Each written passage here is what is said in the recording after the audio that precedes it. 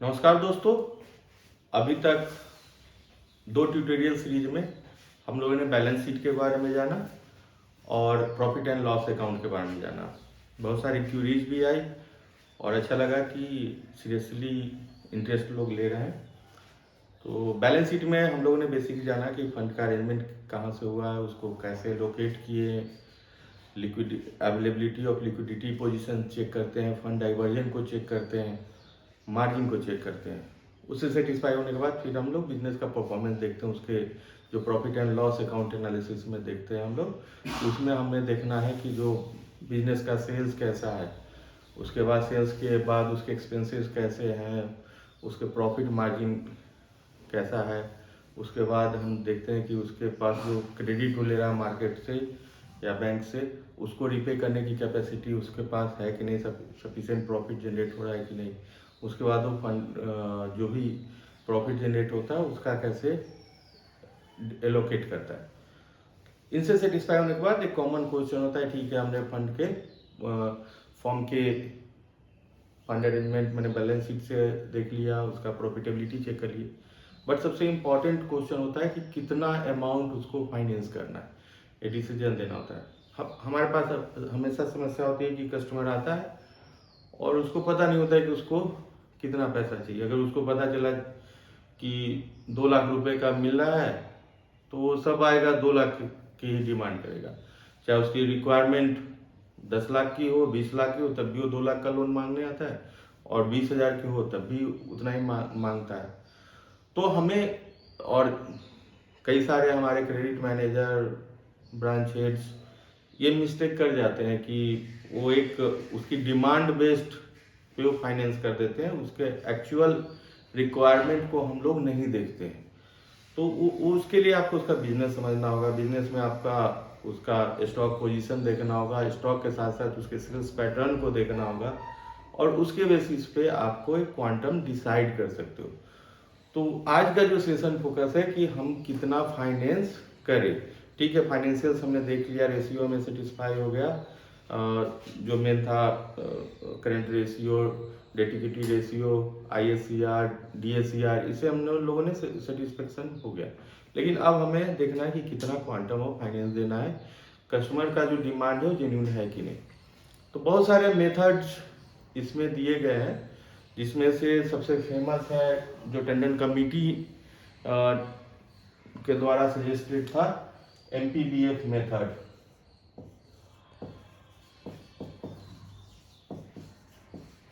इसमें दो MPBF method 1, MPBF method 2, ये 1974 में टंडन कमेटी के द्वारा बनाया गया था और उसके बेसिस पे पैटर्न पे आती थी। इसमें हम लोग वर्किंग कैपिटल के बेसिस पे असेसमेंट करते थे कि उसके पास करंट एसेट कितना और करंट लायबिलिटी क्या है, और उसके बेसिस उसके जो गैप होते थे उसे मार्जिन माइनस करके हम लोग बैंक फाइनेंस डिटरमाइन करते थे। बट ये बहुत ज़्यादा पॉपुलर चला नहीं।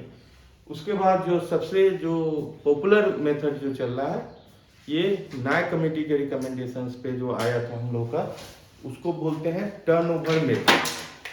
टर्नओवर मेथड, जहाँ की हम वर्किंग कैपिटल की जगह हम लोग उसके सेल्स पैटर्न को ध्यान देते हैं। सेल्स के बेसिस पे हम उसको देखते हैं कि फॉर्म का कितना बिजनेस सेल है और उसके अनुसार हम देते हैं। तो ये नाय कमेटी के रिकमेंडेशन पे आया था कि टर्नओवर मेथड, कि बिजनेस का जितना टर्नओवर होगा उसी के अकॉर्डिंग हमको उसको फंड फाइनेंस करना होता है।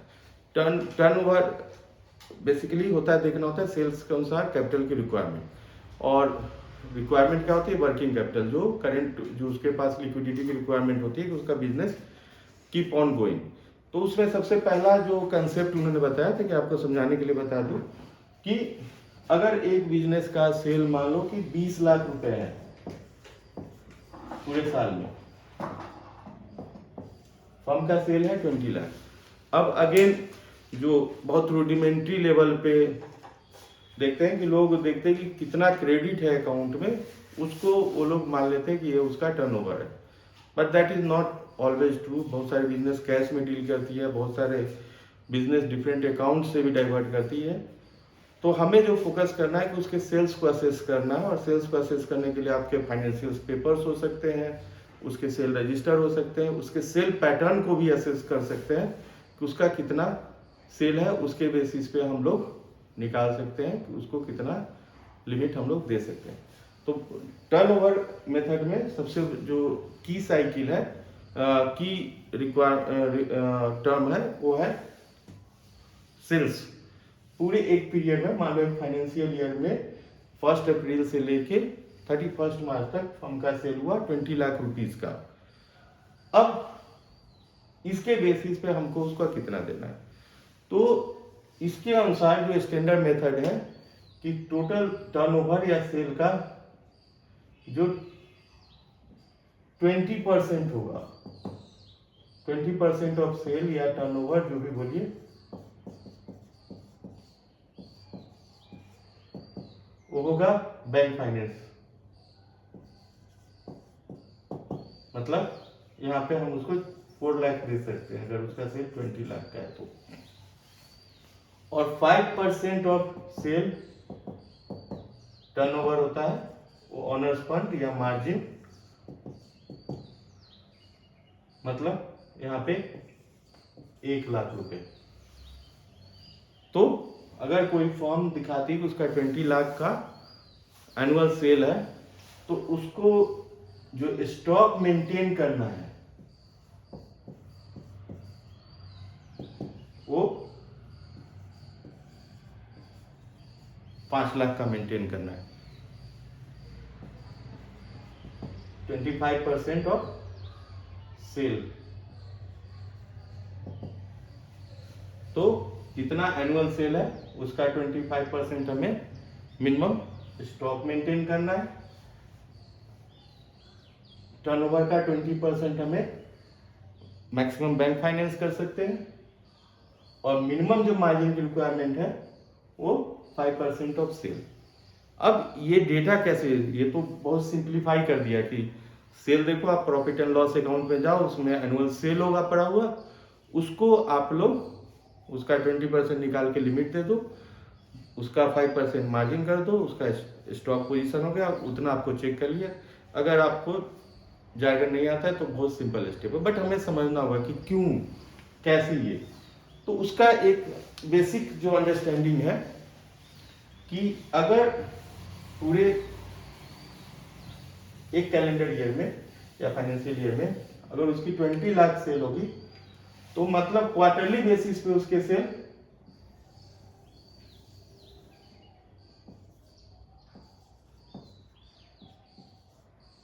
5 लाख के होंगे पर क्वार्टर।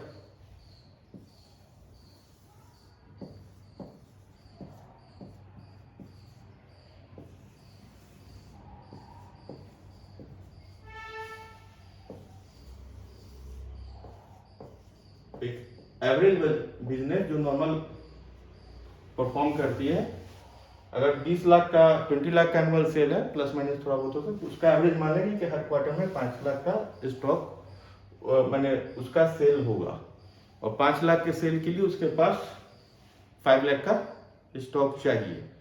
तो उसी चीज को आपको देखना है कि ये जो 20 लाख था इसको 4 क्वार्टर्स पार्ट में, एज पर नायक कमेटी, एक बिजनेस को अपना जो भी सामान होता है उसको एक ऑपरेटिंग साइकिल या कैश साइकिल से गुजरना होता है, और उसका एक एवरेज पीरियड दिखाया है 3 लाख। तो ये क्या है कि इसके पास ये जो अगर एनुअल 20 लाख है तो 5-5 लाख के 4 ऑपरेटिंग साइकिल या कैश साइकिल से बिजनेस को पास ऑन करेगा, और उसके लिए उसको 5 लाख का स्टॉक मेंटेन करना है। ये ऑपरेटिंग साइकिल क्या होता है? ऑपरेटिंग साइकिल कुछ नहीं होता है, सिंपली होता है कैश टू कैश, कि आपने कुछ बिजनेस करना है तो सबसे पहली क्या रिक्वायरमेंट है, आपको पैसे की जरूरत है। वो पैसा कहाँ से लाओगे? आप खुद लगाओगे, जो कि आपका मार्जिन हो गया। फिर बैंक से ले सकते हो, किसी और से क्रेडिट ले सकते हो, क्रेडिटर से ले सकते हो, ये सारे तरफ से आपको पैसे, फंड का सप्लाई या गुड्स का सप्लाई होगा। ये वापस जो कैश से कैश आने की जर्नी, यानी अल्टीमेट गोल तो है कि आपने 100 रुपये लगाए, ये जाके उससे कुछ परचेज किया सामान, वो सामान को फिर बेचा, वो कैश में बिक सकता है या उधारी पे बिक सकता है, और फिर वापस ये कैश में, जब वो पैसा आ गया तो वापस कैश में कन्वर्ट हो गया, मान लो 120 रुपीज। तो ये कैश टू कैश की जो जर्नी है, इसी को बोलते हैं ऑपरेटिंग साइकिल या कैश साइकिल। इसका एक एवरेज टाइम लिमिट एक जनरल बिजनेस के लिए दिया गया है 3 मंथ्स का। तो 3 मंथ्स में आपका जो कैश होगा वापस कैश में आ जाएगा। तो उसका सिंपल होता है कि आपने यहाँ पे सबसे पहले कैश दिया, कैश में दोनों है, ऑनर्स फंड भी, बैंक फाइनेंस। उसके बाद आपने कोई रॉ मटेरियल, अगर मैन्युफैक्चरिंग यूनिट है तो आपने रॉ मटेरियल्स होगा, मैंने रॉ मटेरियल्स आपके पास होंगे, फिर आप इसका फिनिश गुड होगा, फिर आपका इसका सेल होगा। सेल कैश में भी हो सकता है, और दूसरा हो सकता है कि इससे आपका उधारी क्रिएट होगा, डेटर्स, कि आप उधारी में दिए हो और फिर वापस ये कैश में है। तो ये जो कैश टू कैश का हुआ, अगर आप ट्रेडिंग में हो तो आपको सीधे कैश लिए, दुकान, आपने मार्केट में गए, सामान खरीदा होलसेल मार्केट से, अपने दुकान में स्टॉक लगाया, फिर वो सेल हुआ, उधारी में जाएगा, कैश में जाएगा, और वापस जब आपको सारा पैसा वापस कैश में कन्वर्ट हो जाएगा, तो आपका एक ऑपरेटिंग साइकिल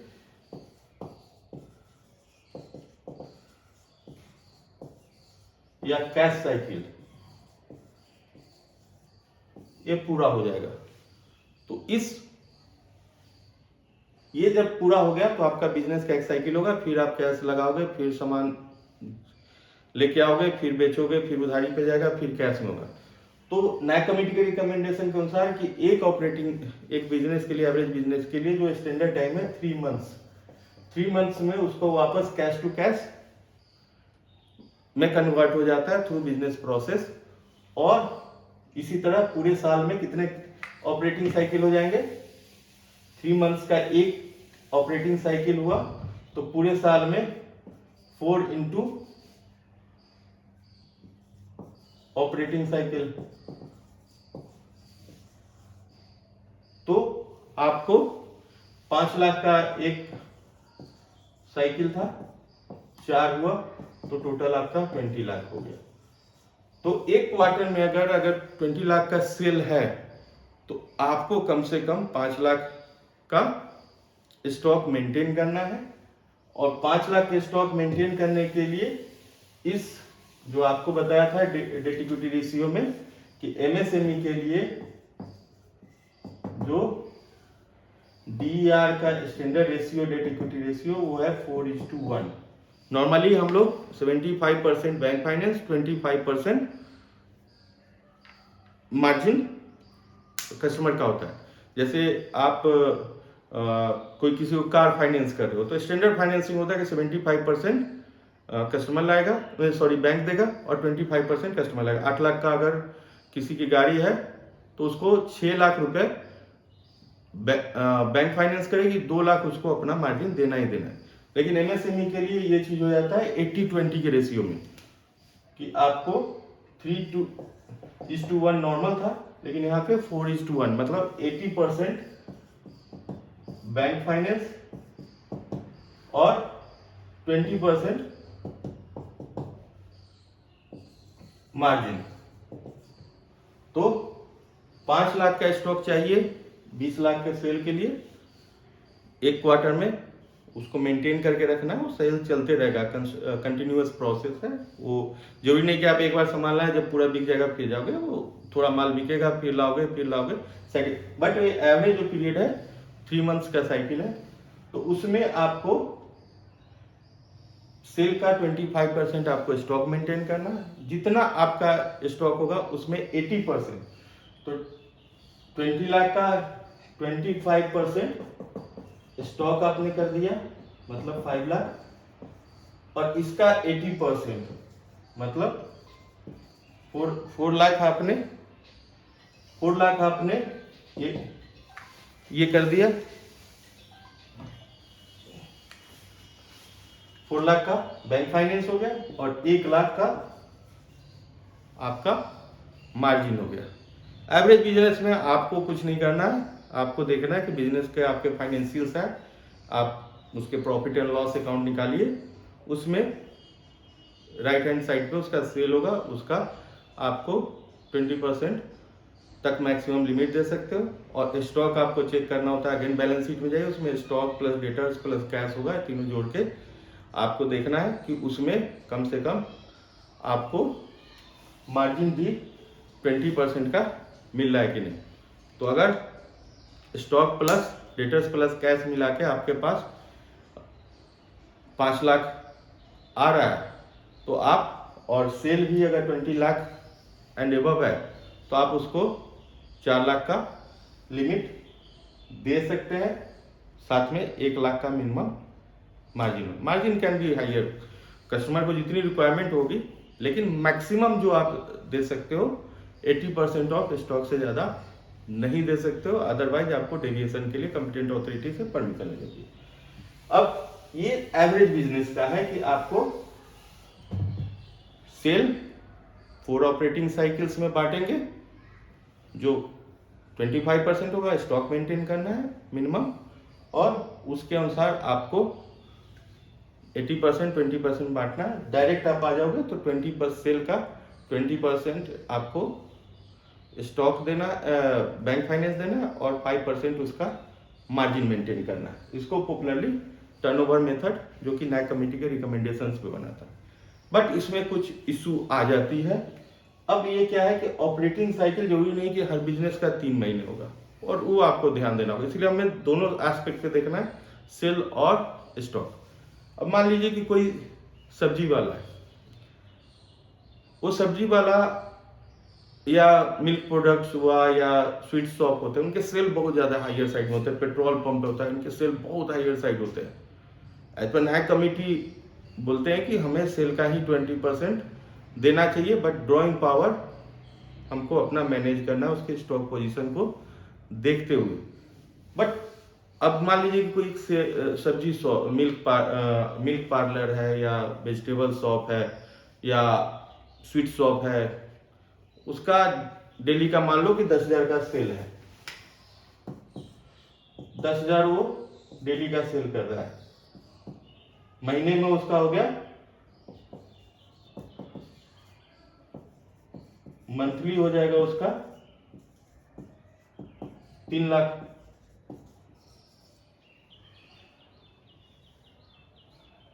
एनुअल हो गया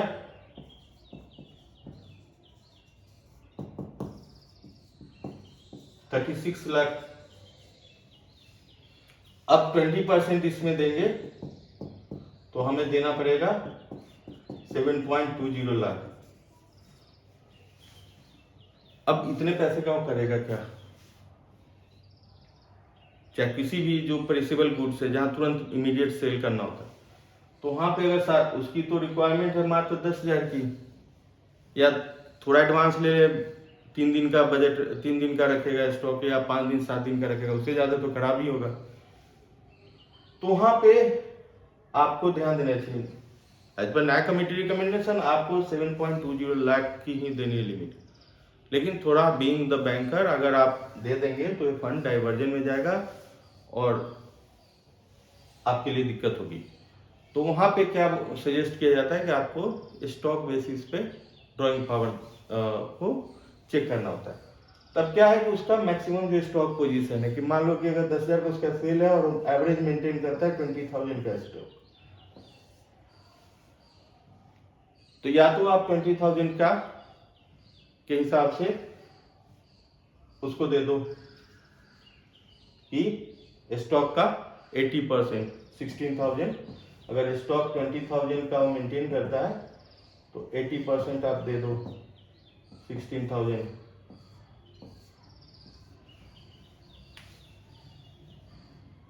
या फिर 7.20 लाख के आप लिमिट तो बना दिए, लेकिन आप डीपी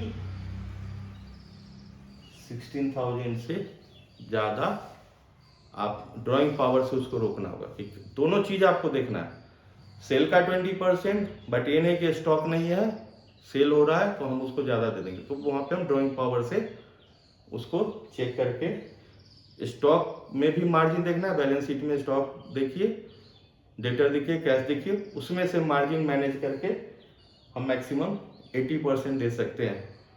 उसके अलावा सेल का 20%, विच एवर इज लेस। अब इसको ड्राइंग पावर में दीजिए या लिमिट में दीजिए, जो प्रैक्टिस में एज पर थ्योरी आपको देना 7.20 लाख, लेकिन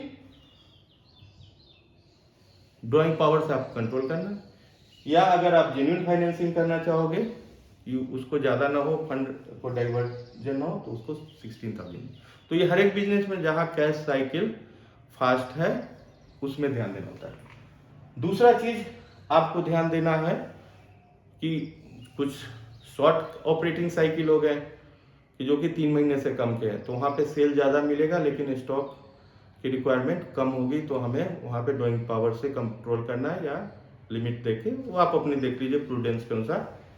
बट देखना है कि ज़्यादा हम एक्सेस फंड फाइनेंस ना कर दे कि जिससे फंड डाइवर्जन का खतरा हो या एक्सेस लिक्विडिटी का रिस्क होगा, क्योंकि आदमी पैसा तो ले लेगा, या तो आपका लिमिट अवेल नहीं करेगा, या ले लिया तो फंड डाइवर्ट करेगा, या लिक्विडिटी उसके पास पड़ा रहेगा, उसकी उतनी प्रॉफिट नहीं जनरेट होगी और आपका खाता खराब होगा। तो आपको एडिकेट फाइनेंसिंग करना है, ओवर फाइनेंसिंग और अंडर फाइनेंसिंग दोनों से बचिए। दूसरा जो आपका इंपॉर्टेंट है, दूसरा कि कुछ बिजनेस के लॉन्गर साइकिल होते हैं, कुछ बिजनेस के सीजनल भी होते हैं। मान लीजिए कोई एसी का काम कर रहा है, एसी, फ्रिज, रेफ्रिजरेटर, इसका काम कर रहा है, कूलर, तो उनके बिजनेस समर में तो पीक जाते हैं लेकिन विंटर में स्लो जाएगा।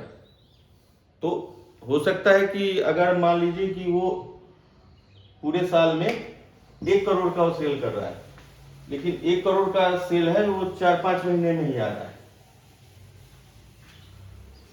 बाकी के 6-8 महीने उसका ड्राई चल रहा है, उस समय न उसके सेल है ज्यादा और न ज्यादा उसके पास स्टॉक की रिक्वायरमेंट है। लेकिन जब उसको 1 करोड़ का सेल मतलब 25 लाख रुपए पर मंथ की सेल हो रही है उस 4 महीने में, उसके हिसाब से आपको उस समय 20 लाख रुपया उसको चाहिए होगा कि अप्रैल, मई, जून, जुलाई हमें 25 लाख का सेल है तो हमें उसके हिसाब से 20 लाख दीजिए। फिर उसके बाद मेरा सेल महीने का 5 लाख रुपया है तो उसके हिसाब से 4 लाख दे दीजिए। सीजनल इंडस्ट्रीज में पीक सीजन लिमिट और लीन पीरियड लिमिट का भी कंसेप्ट होता है। दूसरा तो या कुछ का है कि अभी से सामान बनाना, स्पेशली जो मैन्युफैक्चरिंग सेक्टर है, कि उसमें मैन्युफैक्चरिंग में, सप्लाइंग में और उसके पैसे आने में अच्छा खासा टाइम बढ़ जाता है। तो उसमें क्या है कि अगेन वहाँ पे हमें ऑपरेटिंग साइकिल से अगर देंगे तो हम इनएडिकेट फाइनेंसिंग करेंगे। अब वो उसको सामान तैयार करने में और सप्लाई करने में, और वहाँ से कई बार उधारी पे भी पैसा देना पड़ता है, यूजेंस पीरियड जो बोलते हैं आप लोग, कि आपको उसका बिल पहुँचेगा, फिर वो 90 दिन, 30 दिन, जैसा भी आपने क्रेडिट टर्म है उसके अनुसार वो आपका पैसा रिटर्न किया, तब तक आपका वो 3 महीना क्या, वो 6 महीना, 8 महीना हो गया। तो अगेन बिजनेस सेल तो है, लेकिन अगर टर्नओवर मेथड से करेंगे तो आप उसको बहुत कम, माने 20 लाख का आपने बना दिया 5 लाख रुपया, लेकिन उसका क्या है 6 महीने का साइकिल है तो 10 लाख की उसकी रिक्वायरमेंट है, 10-10 लाख के 2 साइकिल हो गए, तो एक्चुअल उसकी रिक्वायरमेंट है 8 लाख की। माने अगर 2 ही बिजनेस साइकिल अगर पूरे साल में हो रहा है तो 10-10 लाख के 2 हुए साइकिल 6 महीने का।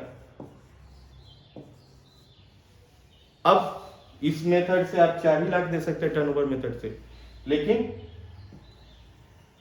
चूंकि बिजनेस साइकिल बड़ा पीरियड जो है 3 महीने से ज्यादा बड़ा है, 6 महीने का है, तो 80% नॉर्म से अगेन हमको 8 लाख चाहिए, अदरवाइज उसको इधर उधर से अरेंज करना होगा या बिजनेस अंडर परफॉर्मेंस जाएगा। तो आपको टर्नओवर मेथड है नॉर्मल बिजनेस के लिए, लेकिन आपको साथ में ऑपरेटिंग साइकिल का भी ध्यान देना होगा। ऑपरेटिंग साइकिल में जो जिनकी ऑपरेटिंग साइकिल फास्ट है, जैसे बताया मिल्क इंडस्ट्री, जो पेरिसेबल गुड्स हैं या जिनकी सेल पेट्रोल हुआ, तो वहां पे आपको अगेन स्टॉक का ध्यान देना होगा। फिर अगेन दूसरा जिसका लॉन्गर बिजनेस साइकिल है, वहां पे अगर आप इस मेथड से चलेंगे तो आप अंडर फाइनेंसिंग करेंगे और बिजनेस फिर लॉस में जाने या सफर करने का चांसेस होगा या कहीं और से फंड लाना होगा। तो अगेन यहाँ पे हम लोग होल्डिंग पीरियड देखते हैं कि कितने पीरियड तक स्टॉक रखता है, तो उसमें से मार्जिन हम लोग MPBF मेथड निकाल के उसमें हम 20% मार्जिन करके, या कई जगह कई बैंक्स में बोलते हैं 25% के स्टॉक का देखना है तो स्टॉक का 25% मार्जिन देखना है, और सेल का देखना है तो सेल का 20% देखना है। तो आपको बिजनेस साइकिल समझना होगा। एक और चैलेंज आ रहा है लिमिट असेसमेंट में कि आजकल GST रेजिम आ गया है। अब इंडिया में आप जानते हैं कि बहुत सारे बिजनेस GST ड्रिवेन नहीं होता है, तो जो कंपनी अच्छा सेल रजिस्टर कर रही है, अब वो अपना बिजनेस उनका उसी तरह चल रहा है, लेकिन एक्चुअल में क्या है, GST के कारण अब वो बुक्स में कम सेल अपना दिखाते हैं, और अगर आप उसके बेसिस पे फाइनेंस करेंगे तो अगेन आप अंडर फाइनेंसिंग के रिस्क हो। दूसरा, आपको अपना बिजनेस भी लॉस करने, बिजनेस भी लूज करने का आपके पास रिस्क है।